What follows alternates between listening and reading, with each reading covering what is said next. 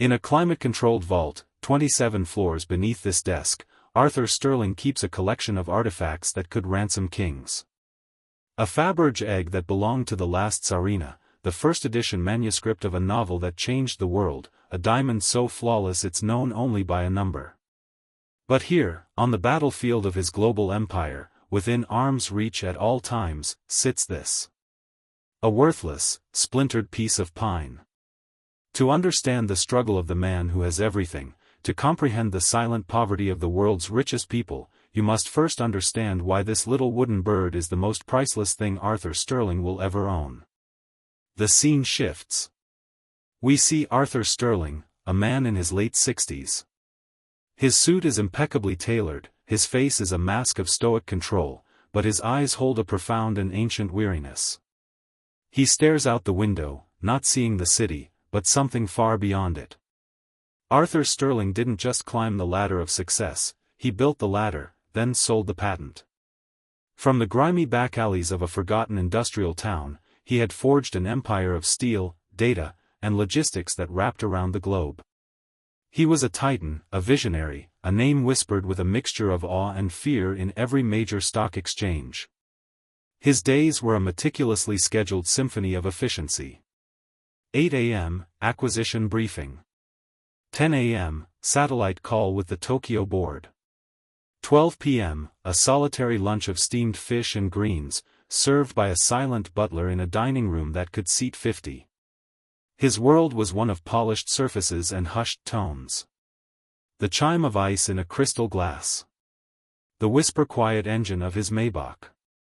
The respectful silence of his board members as he spoke. But the silence was a disease. It had crept from his boardrooms into his home, a sprawling mansion so vast and empty that his own footsteps echoed back at him like an accusation.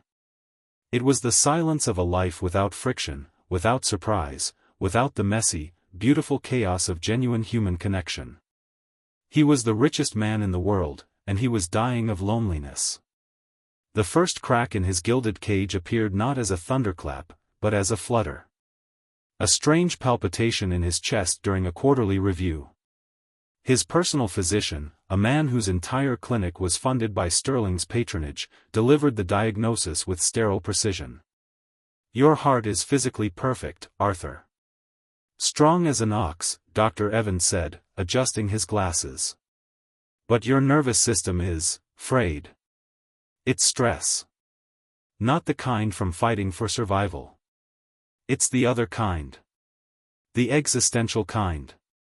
The kind that comes from an engine running at full throttle in neutral." The words, clinical as they were, hit Arthur like a physical blow. An engine in neutral, he had conquered the world, only to find himself with nowhere to go. That evening, he broke his routine. He dismissed his driver and walked. Not through the manicured parks of the elite, but through the city's pulsing, vibrant streets. The smells of street food, the cacophony of languages, the press of bodies, it was an alien planet.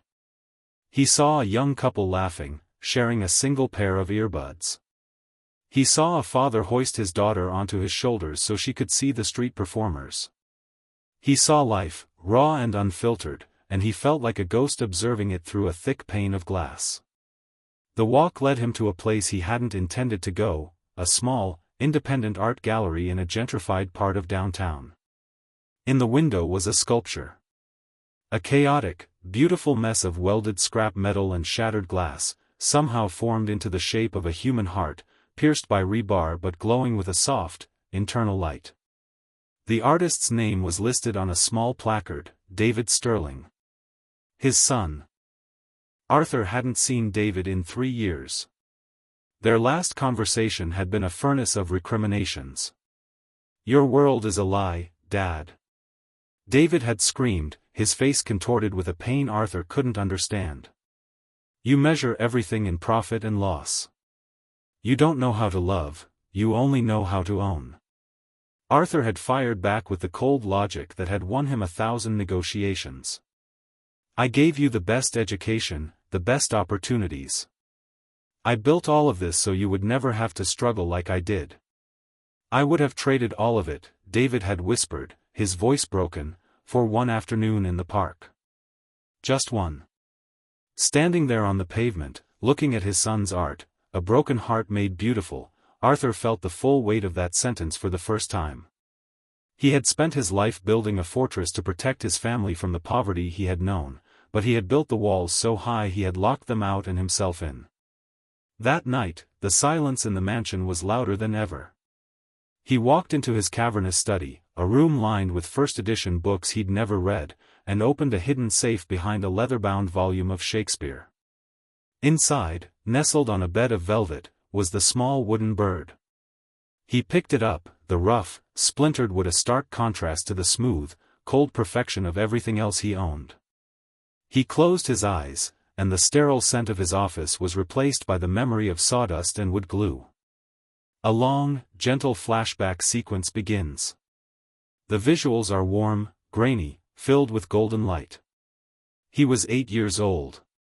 Their home was a tiny, two-bedroom apartment that always smelled of his father's work. His father, Liam Sterling, was a carpenter. A man with calloused, gentle hands and a smile that could light up the gloom of their perpetually gray town. He wasn't a businessman, he was an artist whose medium was wood. He couldn't give his son the world, but he gave him his time. They would spend hours in the small, cluttered workshop behind their building. Liam taught Arthur how to read the grain of a piece of oak, how to feel the balance of a hammer. One day, after Arthur had a bad fall, his father sat with him, and from a simple block of pine, he began to carve. "See this, Artie?" Liam had said, his knife peeling away delicate curls of wood. "This is a swift, fastest bird in the sky. They eat, they sleep, they live their whole lives on the wing. But the one thing they never do, son, they never fly alone." When he was finished, he painted it with a deep blue from a sample pot and gave it to Arthur. It was lopsided, the details were clumsy, but to 8-year-old Arthur, it was a masterpiece. It was a promise. You are not alone. The memory shifted. The warm light grew cold. Arthur was 16. His father had gotten sick. A disease of the lungs, born from years of inhaling fine dust in poorly ventilated workshops. The medical bills piled up like snowdrifts. The laughter left their small apartment. Arthur watched his mother grow thin with worry, and he saw his father, his hero, diminished by a world that didn't value a carpenter's art until it was too late. A fire was lit in Arthur that day. A cold, hard, diamond-bright rage. He swore he would never be helpless again. He would never let money be the monster that devoured his family. He quit his father's workshop, took a job sweeping floors at a local factory, and started reading books about economics at the library. He discovered he had a mind for numbers, for systems, for seeing the patterns others missed. The final memory was the sharpest. He was 25, on the cusp of his first major deal. His father was in his final days. His mother called. "He's asking for you, Artie. He wants to see you." "I can't, Mom," Arthur had said, his hand gripping the phone, his eyes locked on the market data scrolling across his screen. "This is it. This is the deal that changes everything. For us. For his legacy. I'm doing this for him." He never made it. Liam Sterling died that night, while his son was closing a deal that would be the first brick in his global empire. Arthur had won, but he had lost the very thing he was fighting for. He kept the bird as a reminder. At first, it was a reminder of his promise to his father. Over the years, it had become a monument to his failure. The flashback ends. Arthur is back in his study, the wooden bird clutched in his hand. A single tear traces a path down his weathered cheek and falls onto the polished obsidian desk, the only imperfect thing in the room. The next morning, the world was on fire. A hostile takeover bid had been launched by a ruthless young tech billionaire, a predator who saw Arthur Sterling as a dinosaur to be dismantled for parts. His board was in a panic. His lawyers and bankers assembled in the war room, a state-of-the-art facility designed for corporate combat. They looked to him, the legendary Arthur Sterling, to unleash the fury that had built his empire. "We countersue," his chief counsel said. "We leak their vulnerabilities to the press. We buy out their key supplier. We go for the throat, Arthur." Arthur looked at the faces around the table. Eager, hungry, ruthless. They were reflections of the man he had been for 40 years. He looked down at his desk. The wooden bird sat there, a silent witness. He thought of his father's words, "They never fly alone." He thought of his son's sculpture, a broken heart, glowing from within. He stood up. The room fell silent. "No," he said, his voice quiet but firm. It was a word they had never heard from him in this context. Arthur, his right-hand man, Marcus, asked, confused. "They're trying to gut us." "An engine running in neutral," Arthur said, more to himself than to anyone else. He picked up the wooden bird and walked out of the war room, leaving his entire empire hanging in the balance, his team staring in stunned silence. He didn't call his lawyers. He didn't call his brokers. He drove himself, not in the Maybach, but in an old, unassuming sedan from his collection, to his son's gallery. David was in the back, covered in plaster and paint. He looked up, startled, as his father walked in. The old tension immediately filled the air.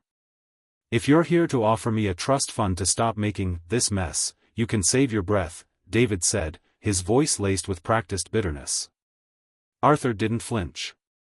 He walked closer, not looking at David, but at the sculptures. He saw the pain, the hope, the desperate humanity in each piece. "Your grandfather," Arthur began, his voice thick with emotion he hadn't allowed himself to feel in decades, "was an artist. He worked with wood.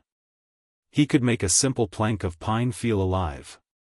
David stopped what he was doing, his cynical armor momentarily pierced. Arthur held out his hand. In his palm was the small, weathered bird. "He made this for me when I was a boy. He told me it was a swift, and that swifts never fly alone." He finally looked at his son, his eyes stripped bare of the billionaire, the titan, the legend. He was just a father. An old, regretful man. "I spent my entire life trying to build a world where we would never be hurt like he was," Arthur said, his voice cracking. "I built it so strong and so high that I forgot the most important thing. I flew alone, David. For 40 years. And I am so sorry." The silence that followed was different. It wasn't empty. It was filled with the weight of unspoken history, of years of pain, and the fragile possibility of something new. David looked at the bird, then at his father's face, and for the first time, he didn't see a corporate raider. He saw the scared 16-year-old boy who had lost his own dad. David wordlessly took the wooden bird from his father's hand, his artist's fingers tracing the lopsided wing. He walked to a workbench and, with a surgeon's care, applied a tiny drop of specialized glue and a small, delicate clamp to the splintered wing. He didn't say a word. The act itself was the conversation. The scene transitions. The pace picks up, showing a montage of resolution. Arthur returned to his company, but not to the war room. He called the young billionaire who had launched the takeover. He didn't threaten. He talked. He spoke of legacy, of purpose beyond profit. He proposed not a merger of assets, but a fusion of visions, Arthur's global infrastructure combined with the young billionaire's disruptive, forward-thinking technology, reoriented toward sustainable and humanitarian goals. He was ceding control, but he was gaining a purpose. We see Arthur and David in the old carpentry workshop behind Arthur's childhood home, which Arthur had bought and preserved years ago but had never visited. They are sanding a piece of wood together, the air thick with the smell of sawdust. The silence is comfortable, a shared space of quiet work. We see a new public park being unveiled in the city's old industrial heartland.